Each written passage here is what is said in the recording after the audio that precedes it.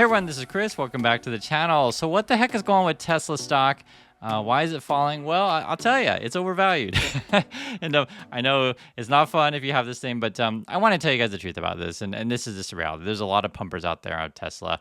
And if I wanted to, I could just come out every day and I could say, oh my God, guys, Tesla's the greatest company in the world. You're going to be so rich. I bought it 5 years ago. I'm rich. And if you buy it today, you're going to be just like me. And that's essentially what they're pitching you all the time. And the basic gist of it is that, just because someone won the lottery 5 years ago, if I use those same numbers today that they use, does that mean I'll win? And the answer should be no, of course not, right? It's a different lottery. And part of the problem with this is that everyone wants to live the dream, and you think that if someone got lucky 5 years ago, then it's replicable. And it may not necessarily be the case. And one of the things that's going on with Tesla is essentially growth can't match the kind of thing that it did before, right? I've mentioned this several times before. If the car company puts out one car, right, 1 year, and the next year, then they put out two cars, man, that's 100% growth, right? And the next year after that, they put out four cars. That's another 100% growth. That's just crazy growth. And then they put out eight cars, right? Another 100%. That's crazy growth. But it comes to the point to where, like, let's say if you want to like double your growth, say go from 1 million cars to 2 million cars, 2 million cars to 4 million cars, it becomes very, very different than going from, say, one car to two car, et cetera. And so kind of what's happening right now is, yes, Tesla is still growing. Absolutely true. 100% it's still growing. But the way that the stock is priced, I just checked. So it's like a PE of around 90, something like that. And it's got a forward P of around like 60, 70, something like that. So that means for the stock to be, worth it, if you believe Tesla's going to grow 80, 90% in their earnings, not just their revenue, not just their deliveries, but actually money that they make in their earnings, then yes, Tesla would be a fair price. But it's not going to be growing 80, 90% the next year or so. It's just not going to happen. And this is why I always say, just be careful, guys. I feel like Tesla's overpriced, and I really get it. It's being pumped up by people on YouTube and things of that nature. And, that's just the way that it is. On YouTube, if you say a bunch of positive things, telling everyone they're going to be rich, telling everyone that you should buy Shiba and you should buy your Dogecoin and your Bitcoin and everything that Kathy Wood touches, and Elon Musk is just the star, then you're going to be really popular on YouTube. And there's a bunch of kids out there that are new to the market. It's just the reality. And they want to live the dream of what happened 5 years ago can happen again the next 5 years. And the chances are really, really slim, right? Now, it doesn't mean that Tesla's a bad company. It doesn't mean that they're bad cars. It just means that the stock can be overpriced. That is a real thing. Think of it this way. If I said, hey, I like that Tesla Model 3. How about you buy my Tesla Model 3 for $200K? Is that a good price? is it worth it? Right? You like the car. I mean, you can buy it $200K. And your mind should say, well, no, it's just not worth that much. I'll give you $40K. I'll give you $50K for it, but I'm not giving you $200K for it. And it's the same kind of thing with Tesla stock. It's a good company. They make good cars. They got a very interesting CEO. He's very innovative. They may or may not have robots in the future. But it doesn't necessarily mean I want to pay any price for the stock. And that is sort of basically the main problem with much of the Tesla talk on YouTube is the pumpers just tell you that it's the greatest company of all time. It's more than a car company. And you should pay any price of the stock because it's like buying Apple in the 1980s. And that's just a load of hooey. That's all I have to say. It's a load of hooey because you're not getting in early on Tesla. It's not a secret anymore. Getting in early would have been like, 5 years ago, that kind of thing. Or even getting in back in, 2010, something of that nature, but you're not early anymore, right? I think the IPO was 2010, and now we're in 2022. So that's like 12 years later. And so this idea that it's ever going to have this crazy, growth, 3,000%, returns the next 5 years or whatever people are promising you, it's just simply not going to be there. Now, can Tesla grow? Yes, it can totally grow.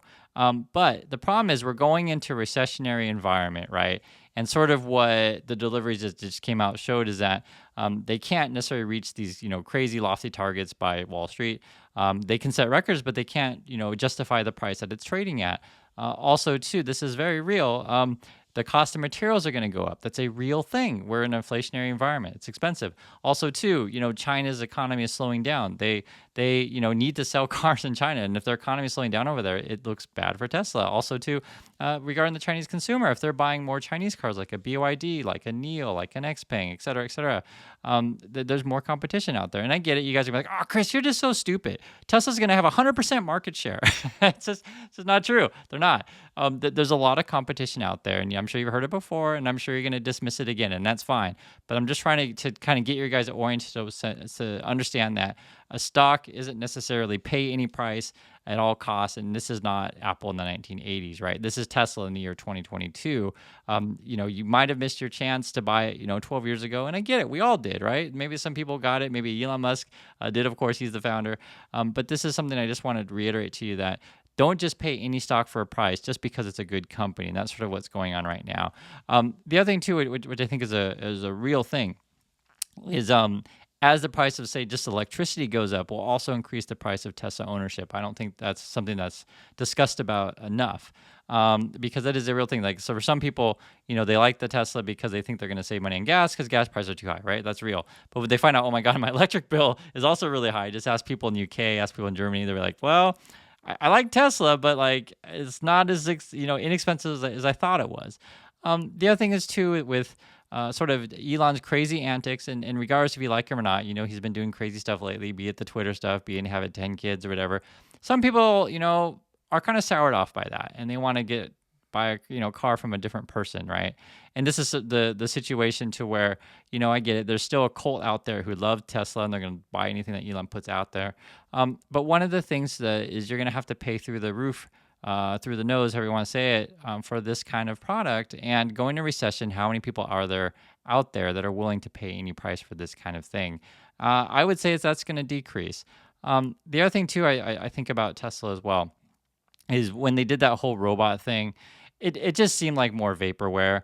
And it's interesting because, when we talk more about it and love to talk with the community about this, like, where's that semi truck? Where's that Cybertruck, et cetera? And where is the FSD? And the reason why I mention that is because part of ARK's sort of thesis on why you should buy Tesla today and, why it's going to, go 5X in the next couple of years is because they believe, right? I'm just telling you, this is from their belief, is that FSD is going to, not only be great and spectacular, even though it's been promised the last few years, and even though there's a lawsuit against this thing, that eventually that'll be a profit, sort of cash cow for them because, it'll get involved in robotaxis and stuff. The problem with that, this is a very, very real thing, is that in order to get, self-driving approved, you got to get so many politicians on board this thing. And this is real in the USA when the politicians are backing your Ford and backing your GM, et cetera, or also too, you could say Google might fight that. And there's any number of things, but you're dealing into the political realm, which is separate than, just selling products on the market to, compete. You're trying to do something that can be quite dangerous in the sense of what if, and this is going to be real, what if they say, okay, we approve your FSD, but then the first person has a car accident and there's a fatal accident. That's going to happen sometime. It's just unavoidable. And there'll be lawsuits, class action, all that sort of stuff. And a lot of people just don't want to mess with that. And so I know people are going to say, oh, Chris, you're so stupid. FSD is awesome. That's the future. And it might be, but it's going to be tough. And I think that's part of the thing I want you to understand is that when they're projecting pie in the sky, ranges on this thing, and I get it, you go to YouTube, oh, this is going to be worth so much money. They're throwing that FSD stuff in there, and that has yet to materialize. So I'd be really cautious on this one. The last thing that too, which I want to really emphasize, is the competition is coming. The competition is real. The Korean car manufacturers are going to have real competition. You could take a look at even the Polestar, because of BMW, and I mentioned before the Chinese brand. These are all real things, and I think going forward, if you get Teslas, let's say at like a Ford P of 30 or 40, I'm cool with that. But at the moment, it's like at a Ford P of 60, and it just seems high to me. And I think, as I mentioned before, it's like 60, 70. Maybe they're projecting 50% over at Tesla, but I'd be apt to say, hey, 30, 40% earnings growth is great. But again, you're buying a stock that's priced to perfection, meaning that if there's any slip-ups along the way, the stock will certainly suffer some weakness. And so, I'm not saying it's a bad company, because usually people will say right away, oh, Chris, you're just so stupid. Tesla's the best company in the whole world, and it's way more than the car company. You just don't get it. And I guess not. I guess I'm just too stupid, right? That's why I always mention over and over again, guys. And Ian and I went to the same school. It's not like I don't know these kind of people, right? I get it. These kind of companies are marketing companies. They're really good at marketing, and they're getting you to buying the hype. But at the end of the day, right, we're going to an environment where interest rates are going up. Tesla was founded in 2000, not founded, but it went IPO in 2010. And remember, too, interest rates have been low since 2009. And so it's never really seen this kind of environment. Not only does it affect, say, the operations of the company, it also affects consumers, and our consumers are going to be willing to pay through the nose for this kind of vehicle. Plus, have to pay higher interest rates on their auto loans, that kind of thing. You can no longer offer these like, hey, get free financing for a year, and then 2% interest rate or whatever. It's not going to be like that. It's going to be more like 5, 6, 7, whatever, right? And that's going to also slow down consumer demand. There's multiple things I could go over with you guys, but I just wanted to just put this out there because I know a lot of people out there who are new to the market. They just think, well, Tesla's a good company. Why is the stock going down? And basically the general gist of it, it's because it's overpriced. That's the basic gist of it. And the way you price stocks is you want to be realistic on how much it can grow. So I hope this is helpful and useful for you guys. I understand that the bulls are going to be like, oh my God, the markets and the mainstream media's got it all wrong. They just don't understand. Well, I guess we just don't understand numbers. So I wish you good luck, everyone. And I'll catch you in the next video.